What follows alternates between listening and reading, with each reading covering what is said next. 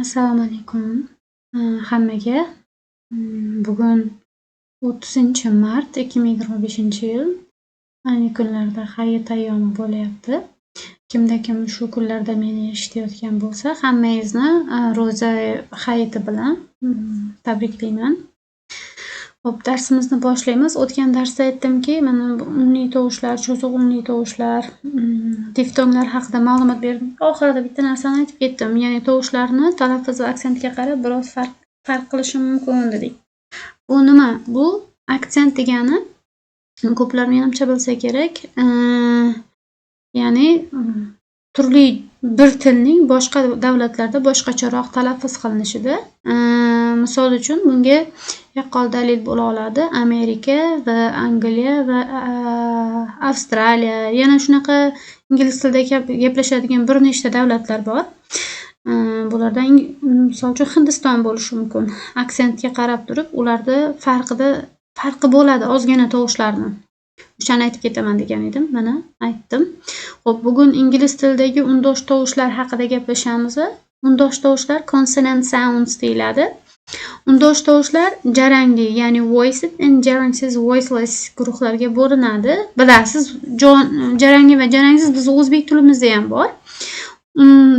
Juft undosh tovushlar voiced and voiceless pairs degan birinchisi bizda. Xo'p, bu tovushlar bir xil joyda hosil bo'ladi, lekin biri jarangli, biri jarangsiz bo'lishi mumkin. Xo'p, mana bu yerda b jarangli, bat, t jarangsiz. Pet, dog, b, p, d, t deb biz yodlaganmiz maktabda, esingizda bo'lsa. Jarangli, jarangsiz tovushlarni menimcha 4-sinfda o'rgatadimi yo 5-sinfda, aniq buni bilmayman, chunki ancha bo'ldi esimdan chiqib ketgan qachon o'rganganligim, lekin jarangli, jarangsiz tovushlar bor edi.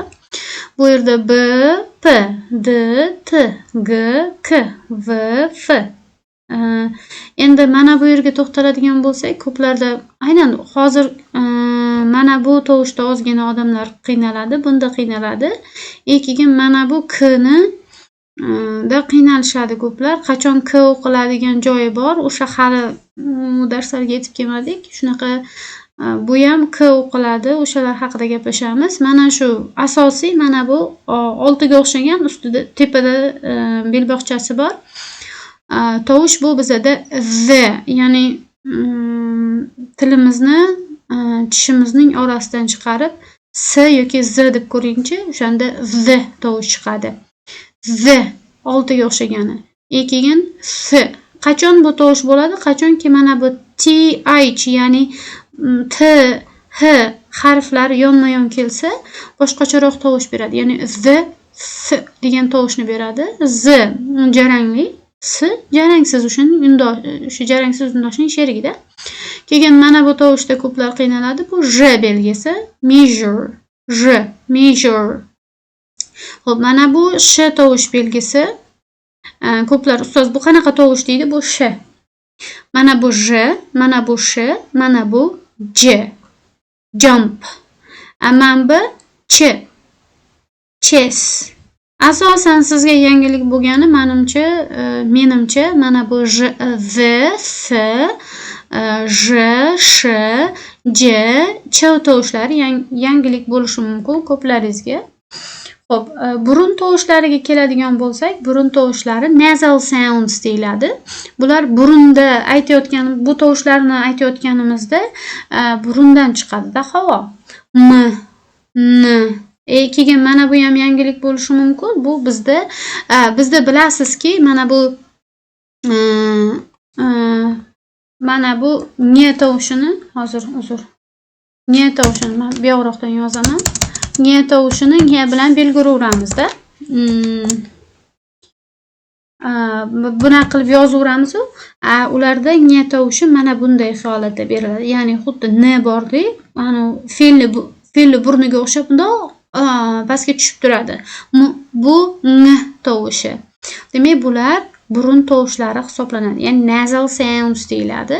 Endi keyin yana sirg'aluvchi soundlarga, ya'ni approximatesga keladigan bo'lsak, bu tovushlar unli tovushlarga yaqin keladi, lekin undosh tovush hisoblanadi. R. Endi Amerikada bor R deb o'qishadi. Sal R eshitiladi, lekin British, ya'ni Britaniyada R ni deyarli talaffuz qilmaydi. R bilan beradi. R bilan beradi. Lekin Amerikada R ishlatiladi. R deb turib.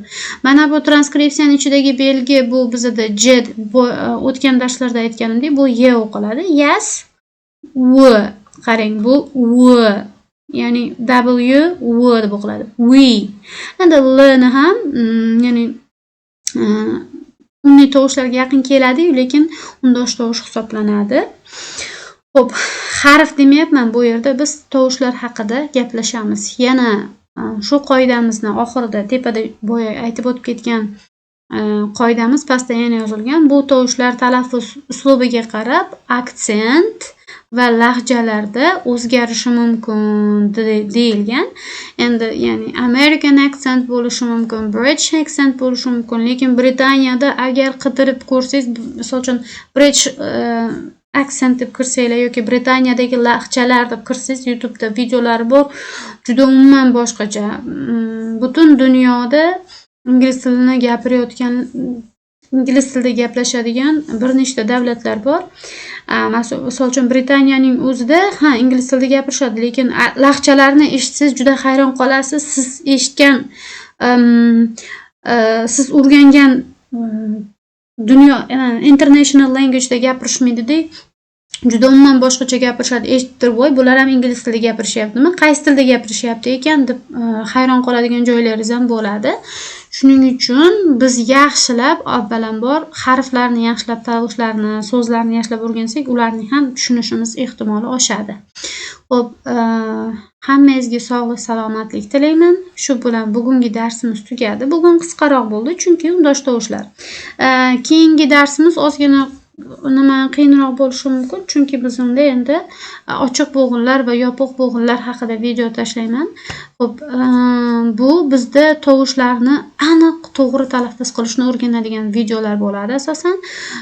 Hayron qolasiz, voy, bu harflarda ham shuncha qoida bo'lishi mumkin, bularni qachon yodlab olamiz deb. Yodlashingiz, juda ham yodlashingiz shart emas. Faqat takror videoni ko'ring, chunki yodlagan narsangiz tez esdan chiqiladi-da. Lekin uni yodlamasdan, nabarot ustida ishlayversangiz ko'proq, bir o'qib chiqib yaxshilab videoni nima deyapti, nima qilinyapti, bu yerda nima haqida ma'lumot berildi, o'shani yaxshilab tushunib anglaganingizdan keyin o'sha tovushlarni iloji boricha talaffuz qilib, keyin boshqa so'zlarda ustida ishlab ko'rsangiz, talaffuzingiz ancha oshadi. Ba'zilarni talaffuzi juda zo'r bo'ladi. Nimaga? Chunki ular tovushni ustida ancha ishlashadi. Xo'p, bu birinchi darsda aytganimdek, tovushlarni to'g'rilaydigan dasturlar, ilovalar juda ham ko'p, lekin o'shalar nimagaligini, nimaga undayligini prosta to'tiqishga o'xshab yodlanadi-da, lekin aslida uni ustida ishlash kerak. Tovushlar ustida yaxshilab ishlash kerak. Kamida 1-1,5 oy ingliz tilini o'rganishdan oldin tovushni to'g'rilab olish kerak. Keyin vaqtingiz bo'lmaydi orqaga qaytishga. Hammangizga xayr, sog'lik, salomatlik tilab qolaman.